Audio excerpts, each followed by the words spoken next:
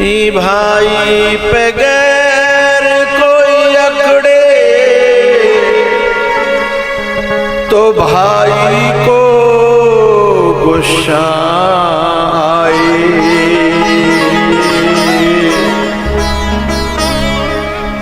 और भाई दुश्मन बन जाए उसे कौन बचाए। बड़े अनमोल हैं ये खून के रिश्ते, अरे इनको तू बेकार न कर, और चाहे तो मेरा भी हिस्सा ले ले, पर इस सुकून भरे घर में तू ज्यादा रार न कर। बड़े अनमोल हैं ये खून के रिश्ते, इनको तू बर्बाद न कर, अरे चाहे तो मेरी दौलत ले ले, जमीन ले ले, और कुछ ले ले, पर इतने सुंदर आंगन में तू खड़ी दीवार न कर। बड़ा भाई ये कहता है।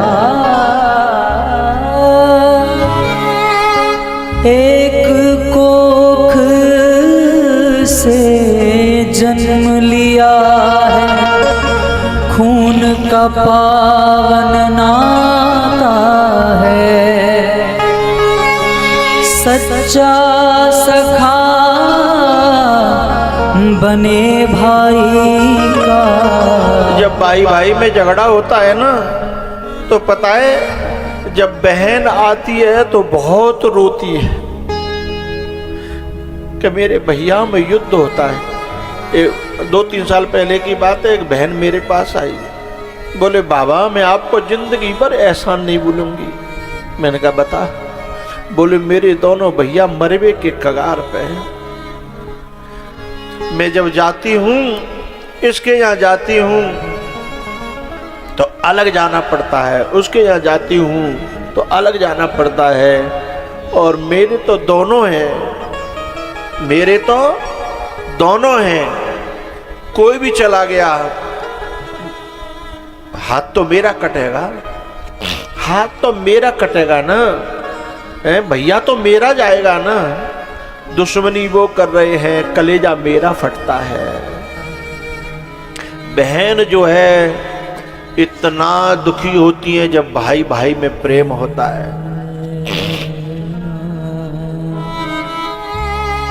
एक कोख से जन्म लिया है, खून का पावन नाता है, सच्चा सखा बने भाई का, एक थाली में खाता है। ये दृश्य जो है कुछ दिन पहले बहुत देखने को मिलते थे कि 70 साल के 60 साल के भैया भी बैठ के एक थाली में खा रहे हैं, बैठ के एक जगह खा रहे हैं। अब इन दृश्यों का दिखना बंद हो गया है। अच्छा, अभी जो बूढ़े हैं ना, जो जनरेशन, जो बूढ़ी जनरेशन है, उनमें तो अभी भी कहीं कोशिश तो होती है, लेकिन उनको भी अब औलाद अलग करने लगी हैं, औलाद बंटवारा करने लगी हैं। मैं एक कथा कहता हूँ, वो भरतपुर वाली राजस्थान की, कि दो भैया इतना प्यार करते थे, पत्नियां आई, जहर बोना शुरू किया। भाई भाई में तो कभी बंटवारा कर नहीं पाई, लेकिन औलाद में जहर बो दिया कि तेरी चाची न्यो, और वो कहती तेरी ताई न्यो, वो कहती तेरी चाची ने मुझे इतने कष्ट दे, वो कहती तेरे ताई ने मुझे इतने कष्ट दे। औलाद में इतना जहर भर गया कि जब बालक बड़े भये तो एक दूसरे के खून के प्यासे। अब भी बड़े बूढ़े दोनों बैठ बैठ के अकेले जाए खेतन पे चुपचाप, सामने तो बैठन नहीं देवे, हमारी लड़ाई है। एकांत में बैठ के चर्चा करें कि भैया जी भयो का हम तो कुछ समझ ही नहीं पाए, और जो तो ऐसो बैर को बीज बैगो का जो हमारा तो कुनवाई नाट है जाएगी, आपस में ही मर जाएंगे जे। कोई उपाय? बोले जा एह कुरोग कर औषध नाई, बोले जाको कोई उपाय, जाके गम में बड़ो भैया को अटैक आयो और वो मर गो। और जब वो मरियो तो सूचना फैली तो जऊ के पास आई जी बूढ़ो जऊ बूढ़ो ही हो बहु बूढ़ो ही हो। जब ये दौड़न लगे हो तो जाके छोरन ने बंद पकड़ के और कमरा में बंद कर दो। बोले हमारी लड़ाई चल रही है। यानी कि अरे कपूतो, लड़ाई तो जियत तक की होते है, मरने के बाद तो का दुश्मन तो लड़ाई ना रहती। अरे मैं अपने भैया को आखिरी मौतो देख लंदे हो। बोले नहीं, हम नहीं जाने देंगे, हमारी आवाजाही नहीं है। और कमरा में बंद कर दो, किवाड़ लगाए दें और 13 दिना तक बंद रखो। जब बाको 13वें दिना जब खीर पुआ बहे हैं और जब शाम है गई, जब सब क्षेत्र खा गया, फिर थोड़ी बहुत शाम को जो है दोबारा से और जो ऐसे ही जो लोग थे आसपास के झुग्गी झोंपड़ी वाले, उनको बुला करके वो पंक्ति चल रही थी अंधेरे से में। और वहाँ में कहा भयो कि जिनने वो चाचा निकार्यो कि बोले अब अपनो पिता निकार्यो कि अब कोई ना है, वो तो बंद है गो, 13वीं हैगी, बात खत्म। लेकिन वो तो 13 दिन भैया के लिए रोयो हो। तो जैसे ही भाई मौको मिलो अंधेरे से में थे निकल के और नहीं वो जो झुग्गी झोपड़ी वाले हतकाए बिन की पंक्ति चल रही बई में जाके और माँ बैठ गो या पनैया उतर रही का चुपचाप। एक जो है कार्यकर्ता खीर परसवे आयो, परसत परसत जब माँ ने देखी, अरे चाचा चाचा बैठे हैं। बार मई खीर की बाल्टी छोड़ी और अंदर गयो। बताऊ के बालकन ते कही, अरे नालायको, तुम्हें कुछ पता है? बोले का? बोले तुम्हारो चाचा और जू पनहियन पे, जूतन पे, चप्पल न पे बैठो है दावत में। अच्छा एक बात बताओ, खून तो खून होता है, उसमें पर्दे कितने डाले जाओगे वो अलग बात है, खून तो खून होता है साहब। ये पांचों भैया दौड़े दौड़े आए और चाचा के पामन में गिर पड़े। चाचा अंदर चलो, अंदर चलो। अंदर ले गए और अंदर ले जाए के पावन में बैठ के बोले, चाचा अब तो आप ही हमारे बाप रह गए हो। हमने तो आप दोनों को बाप के रूप में देखा था। अच्छा उसमें ज्यादा बदमाश चाचा के हते लड़का। बोले हम तो अब का हमें होरी दीवारी पे पांव छीवे के लिए अपने बाप को आशीर्वाद लेना होगा तो कहाँ आएंगे, आपके पास आते। हम तो हमने बहुत कोशिश करी आपसे मिलने की इन 13 दिन में, लेकिन हम कहूँ कोई सुराग हमें नहीं मिलो।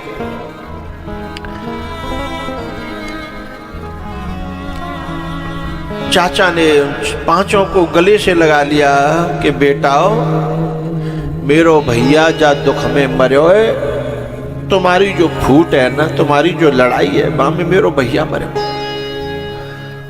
अब मैं ज्यादा देना को ना, जैसे वो मरो है तैसे ही मैं मर जाऊंगा, पर मेरी यदि आखिरी इच्छा तुम पूरी कर पाओ तो मेरा बुढ़ापा सुधर जाए और शायद मैं चैन से जी तो नहीं पायो, पर शायद चैन से मर जाऊं। बोले बताओ। तब चाचा ने कही कि तुम में आंख देखत मो जियत तुम एक है जाओ, बस मेरी आखिरी इच्छा यही है। पांचों बालक बोले चाचा चलो हम चलेंगे, चाहे भी हमें मार दें, चाहे भी हमें काट दें, हमें गलती का एहसास है। अब चाहे गलती उनने की चाहे हमने की, चाचा की आत्मा से दुआ निकली, बेटा फलो फूलो, तुम चलो मैं तुम्हारे संग हूं। और जैसे ही जे 5 गए, बे 4 आते, जे 5 गए तो बे वे चार जने वैसे शाम को टाइम हो एक ही जगह बैठे थे। ये 4-5 आते हुए देखे ताऊ के, सो पहले तो एकदम चौंके, लेकिन जब इनके आंखें में आंसू देखे और हाथ जुड़े हुए देखे और पावन की तरफ गिरते हुए देखे, जिनमें कछु बड़े हुए थे बिनते, पावन की तरफ गिरते हुए देखे, सारी अहंकार की दीवारें ढह गई और उन्होंने इनको उठा करके गले से लगा लिया। अब सोच सकते हो उस चाचा की खुशी का ठिकाना। उसने रो रो करके अपने 9 बालकों से कहा, बेटाओ बस अब मेरो बुढ़ापा सफल हैगा और मेरो जीव सफल हैगा और मेरो मरबो सफल है जाएगा।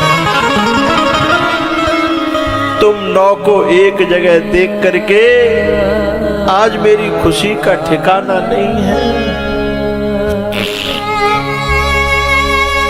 एक कोख से जन्म लिया है, खून का पावन नाता है। एक बात बताऊं, इस देश में चाचा ताऊओं में तो अभी भी प्यार रहता है। मैंने ऐसे ऐसे चाचा देखे हैं कि अपने बड़े भैया के बालकन से चुप जा करके मिलते हैं, छुप करके, और उनको चॉकलेट देते हैं, मूंगफली देते हैं और जाने क्या क्या खाने के लिए, और कहते हैं मम्मी को मत बताना, क्योंकि रार के बीज तो मम्मी नहीं बोए हते ना। शादी से पहले हम कहाँ इतना बैर मानते थे।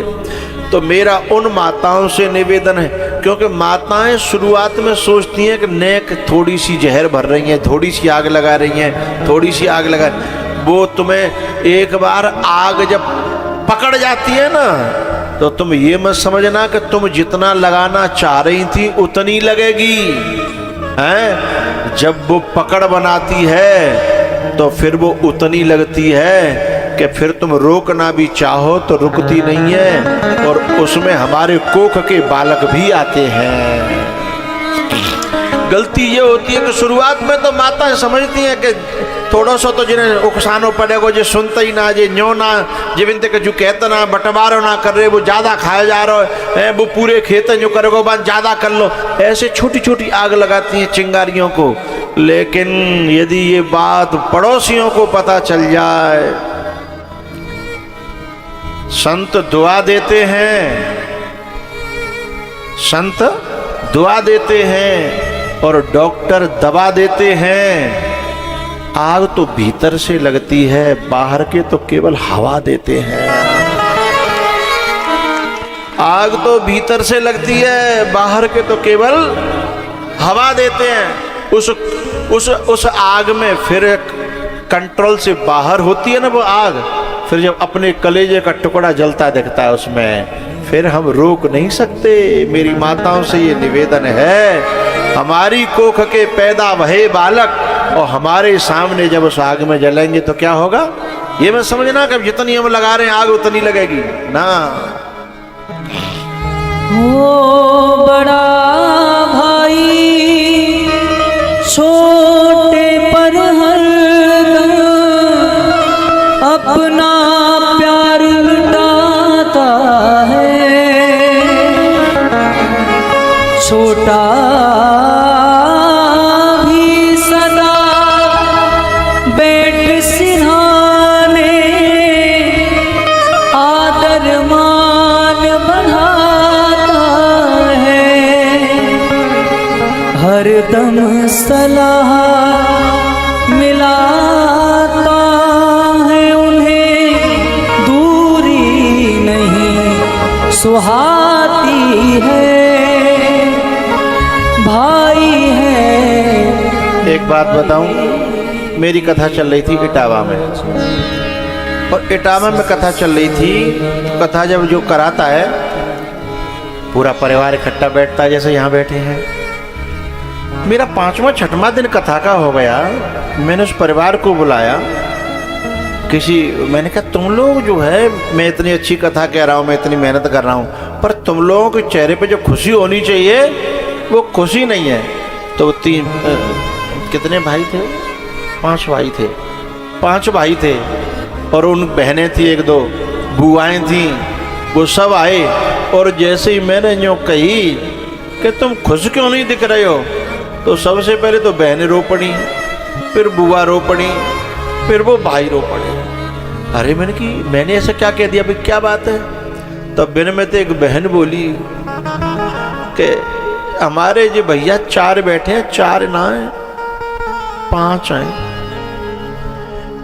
एक आयो ना है, और बाकी छोरा ना आंदे माने।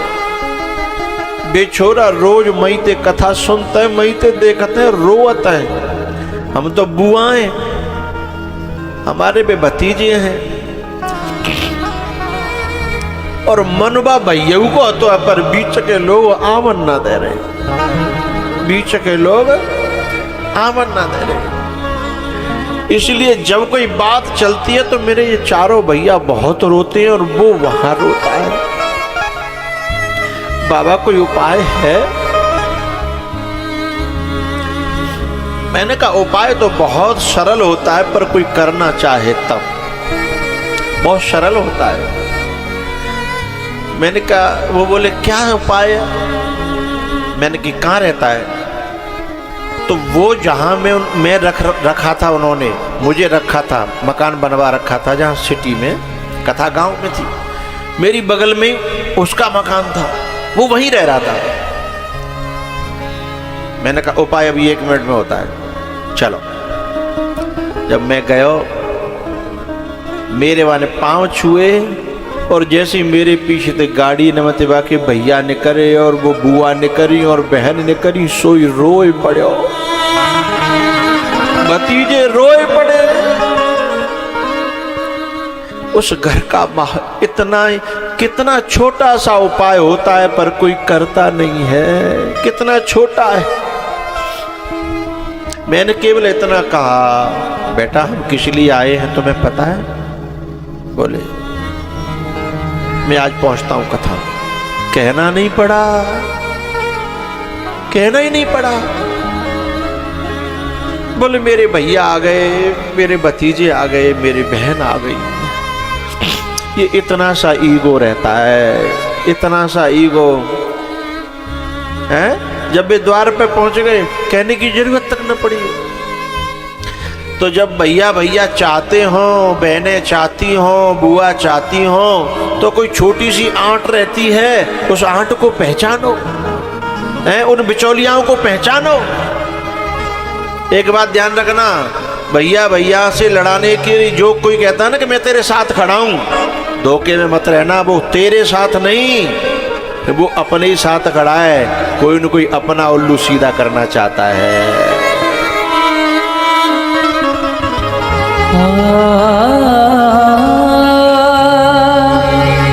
भाई की बात बुलंद बताई, दाया हाथ कहाता है,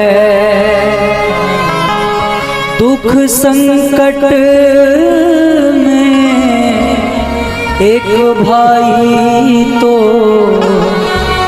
दूजा नीर बहाता है।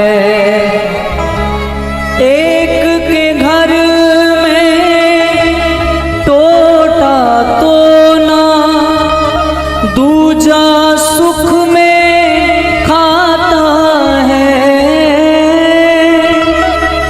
घुट घुट के वो रहता परना, अपना दर्द बताता है,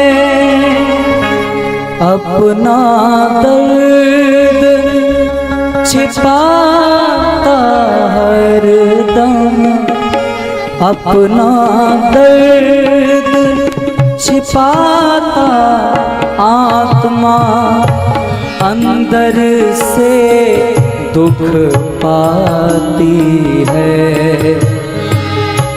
भाई है भाई की बाजू, सबसे बड़ा हिमाती है।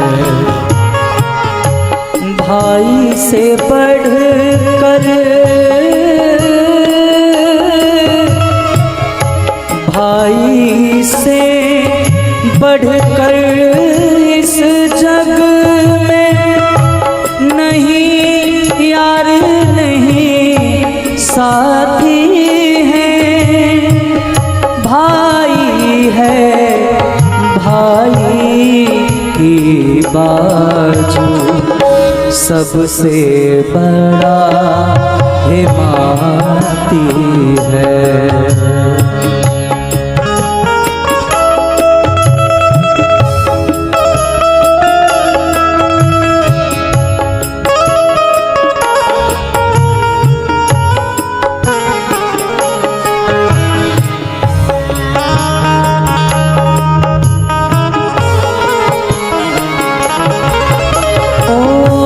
बचपन में ये खेल खेल में कितनी बड़ी तकरार करें।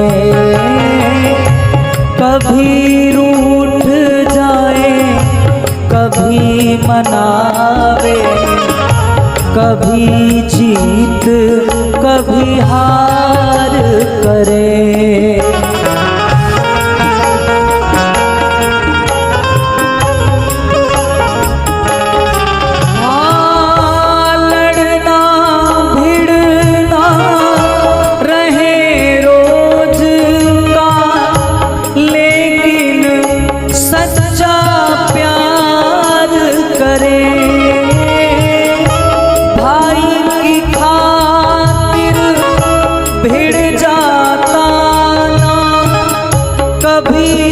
गलत व्यवहार करें।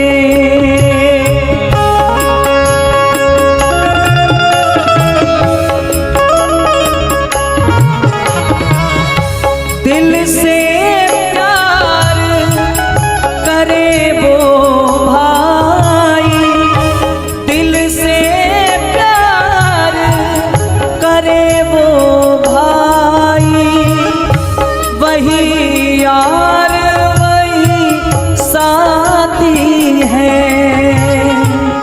भाई है भाई की बाजू, सबसे बड़ा हिमाती है।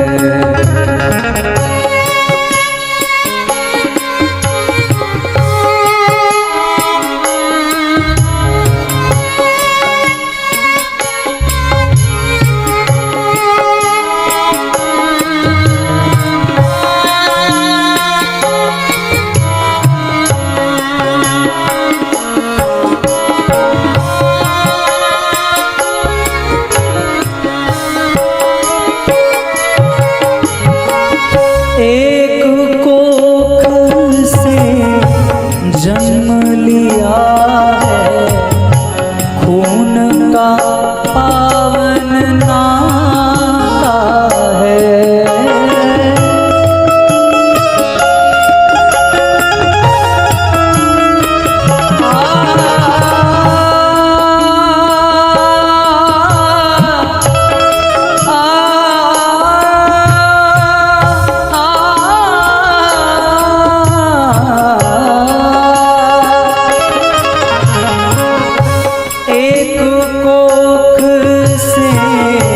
जन्म लिया है, खून का पावन नाता है। सच्चा सखा बने भाई का, एक थाली में खाता है।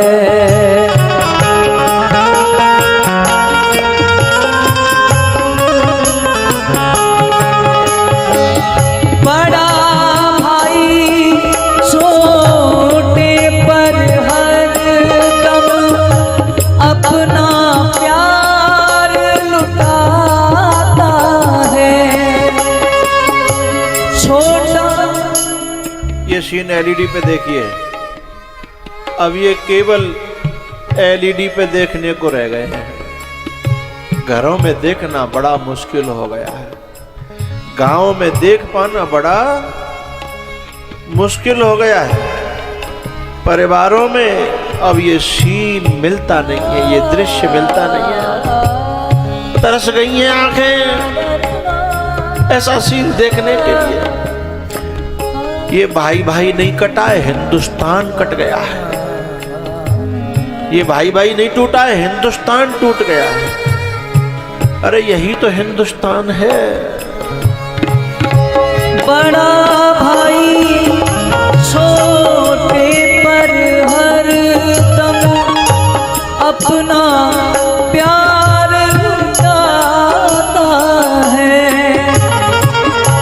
छोटा भी सदा बैठ सिरहाने आदर मान बढ़ाता है। हर दम सलाह मिलाता उनको, हर दम सलाह मिलाता उनको।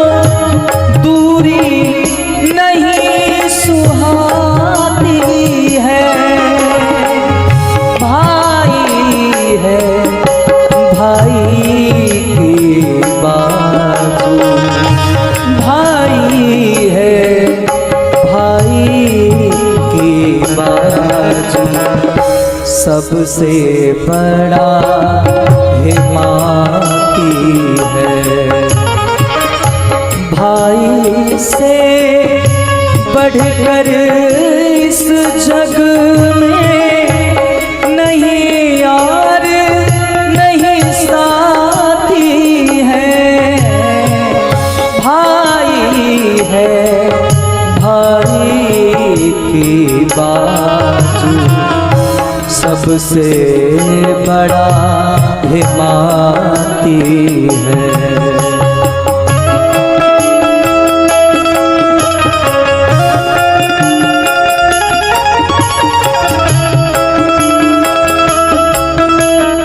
एक बात बताऊं, तुम लोगों में बैठे हुए कुछ ऐसे भाई होंगे अभी भी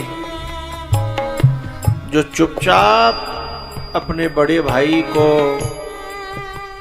कुछ न कुछ दे देते होंगे, कुछ न कुछ भेज देते होंगे और घर में पता नहीं पड़ता होगा। ऐसे भाइयों को मैं साधुवाद देता हूँ, धन्यवाद देता हूँ,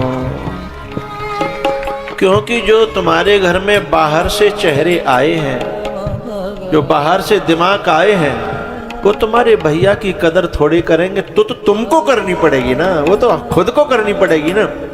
वो क्या जाने यदि तुम्हारे भाई को एक्सीडेंट होगा और तुम चुपचाप कहीं, उसमें पत्नी को नहीं पूछना है, क्योंकि पत्नी जो है अलग घर से आई है, अलग खानदान से आई है। एक कोख के तो तुम हो, उसमें जो तुम छुप करके देते हो उसे चोरी मत मान लेना। वही सचमुच खून के रिश्ते की कर्ज अदा करना है साहब। आप लोगों में कुछ लोग ऐसे बैठे होंगे, किसी कारण से भैया में अनबन हो गई होगी और बड़ा भैया बोलता नहीं होगा, तो अभी जब आते होंगे जाते होंगे तो पांव छू के जाते होंगे और आते होंगे तो पांव छूते होंगे और चुपचाप निकल जाते होंगे। छूते रहना, बहुत फायदा होगा। उस फायदे का तुम्हें पता नहीं है, यही इस रिश्ते का कर्ज चुकाना है। तुम में से बहुत लोग होंगे जो लायक हो गए होंगे, बड़े होंगे चाहे छोटे होंगे, लेकिन परिवार से छुपा करके। मैंने एक बच्चा था नौकरी में,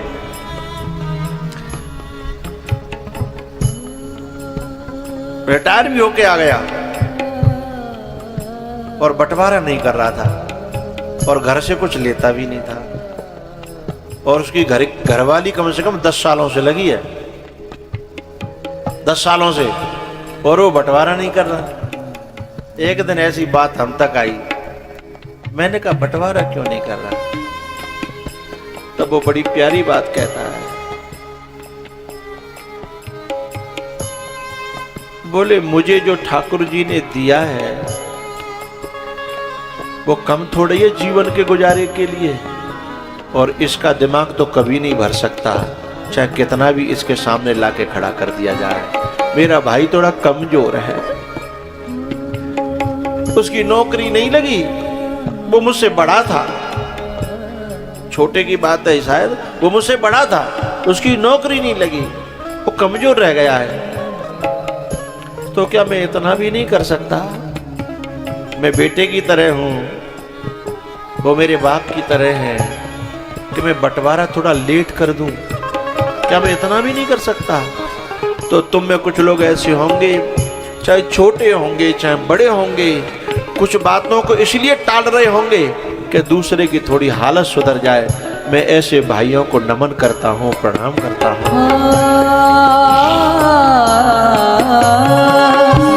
भाई की बात बुलंद बताई, दाया हाथ कहाता है,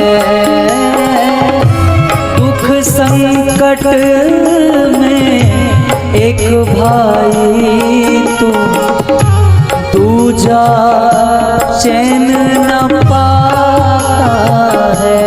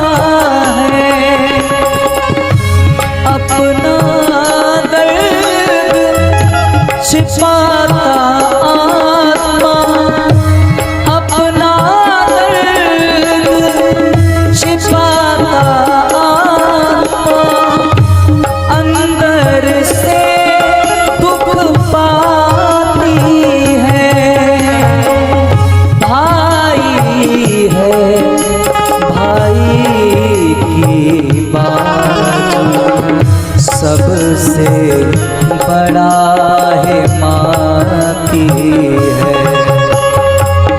भाई से बढ़कर इस जग में नहीं यार नहीं साथी है, भाई है भाई की बाजू सबसे बड़ा हिमाती है, वो भाई है भाई की बाजू सबसे बड़ा हिमाती।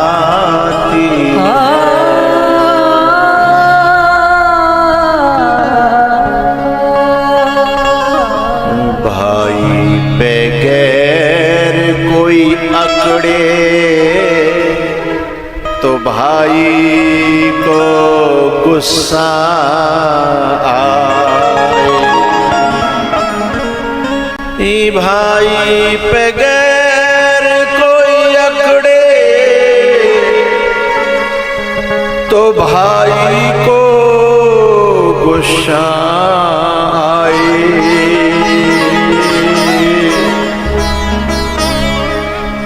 और भाई दुश्मन बन जाए उसे कौन बचाए। भाई दुश्मन बन जाए उसे कौन बचाए। लड़ना देश की सीमा पर कठिन नहीं है, लड़ना वहां कठिन है जहां न मारते बनता है और न अपनाते बनता है। जब बाहर से जहर घुल जाता है ना, है लड़ना वहां कठिन है। अर्जुन कहता है कि माधव मुझे लड़ाना है तो कहीं दूसरे देश से लड़ाओ, तुम मुझे उन्हीं से लड़ा रहे हो जिनकी गोदों में मैं खेला हूं, जिनके कंधों पे मैं डोला हूं। मैं उन पे हथियार चलाना, उनसे लड़ना, उनके सामने सिर उठा करके बोलना, ये तुम मुझसे क्या करा रहे हो। इससे तो मैं भीख मांग लूंगा, भीख मांग के खा लूंगा। तब भगवान ने कहा, अर्जुन एक बीमारी ऐसी होती है जो खत्म हो सकती है, लेकिन इनके अंदर बीमारी इतनी भर गई है शकुनी के द्वारा कि अब ये खत्म होंगे तो बीमारी खत्म होगी, और नहीं तो बीमारी खत्म नहीं होगी। ऐसे में लेकिन एक बात आपको बता देता हूं, भैयाओं को मार के पांडव भी सुख से जी नहीं पाए। वो घर है, परिवार है, छोड़ के उत्तराखंड चले गए। युधिष्ठिर जब बैठते थे और जब कहीं से रोने की आवाज आती थी ना, क्योंकि जब भैया में कोई बाहर से वायरस आ जाता है तो मारना भी मरना है और न मारना भी मरना है, क्योंकि उसके अंदर तो दुश्मनी भर गई ना बाहर वालों के द्वारा, शकुनी के द्वारा, उनमें तो पूरी तरह से दुश्मनी भर गई। लेकिन जब युधिष्ठिर जी बैठते थे और कहीं से बाहर के रोने की आवाज आती, पूछते ये कौन रो रहा है। बोले युद्ध में वो फलाने नाम का सैनिक था ना जो तुम्हारे हाथों मारा गया था, ये उसकी पत्नी है। तब युधिष्ठिर की क्या हालत होगी सोचिए। जो चींटी को भी नहीं मारना चाहता है, उसकी क्या हालत हुई होगी सोचिएगा। जो चींटी को नहीं मारना चाहता उसकी क्या हालत हुई होगी। एक पीछे से रोने की आवाज आ रही है, पूछा ये कौन है। बोले ये उसकी बहन है जिसकी छाती पे अर्जुन ने बाण मारा था और वो वहीं मर गया, ये उसकी बहन है। तो महलों से बाहर निकलना मुश्किल हो गया। तब उन्होंने कहा कि भाई हम यहाँ रहना नहीं चाहते, हम जीते तो भी हार गए और हम हारते तो भी हारे ही थे। तो भाई दुश्मन बन जाए तो उसे कौन बचाए। समझिएगा, भाई से युद्ध करके जीतने वाला कोई जीता हुआ नहीं माना जाता। यदि किसी समझदार महफिल में पहुंच गया ना, तो कोई समझदार व्यक्ति और निर्भय व्यक्ति हुआ तो तुरंत हुआ को मुंह तोड़ देगा कि ये भाई का हत्यारा है, ये भाई का हत्यारा है। उसमें तुम्हें कोई विजेता घोषित नहीं करेगा, कोई बहुत बड़ा शूरवीर नहीं मान लेगा। भाई को मार करके तुम बहुत बड़ा सम्मान नहीं पा जाएंगे। अरे ये बलिदान का देश है। राम जी महाराज ने अपने भरत के लिए अयोध्या में ठोकर मार दी। अयोध्या के राज्य में ठोकर मार दी।